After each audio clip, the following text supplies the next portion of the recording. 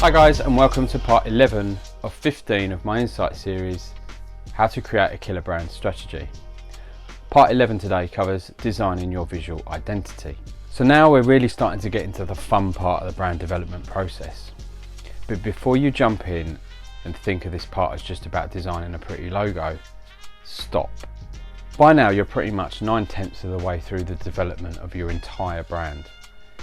If you're concerned that you might not be quite there, now is a good time to go back through previous stages and go over them again, just to ensure you haven't overlooked anything. As with the name and tagline we looked at in the previous video, you're again probably wondering why I'm suggesting that you look at the visual identity so late in the process.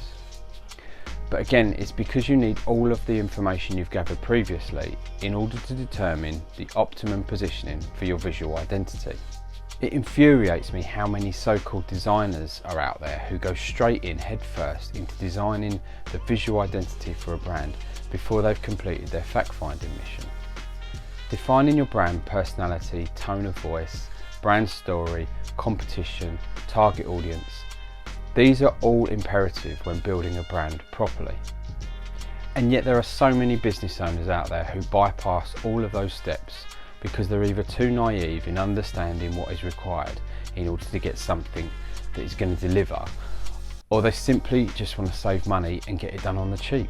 Breaking it down, your visual identity includes many components: a colour palette, typography, image style, iconography, the logo in how it should and shouldn't be used. In order to establish the right direction for the ongoing development and consistency of communication for your brand, it's so important that you're armed with this strategic knowledge. Of course, you want to shout from the rooftops that your brand has landed, but as tempting as it is, do not start pumping out marketing collateral until you're absolutely sure that your visual identity is completely set. If you're keen to keep following this series, keep an eye out for the next video coming soon.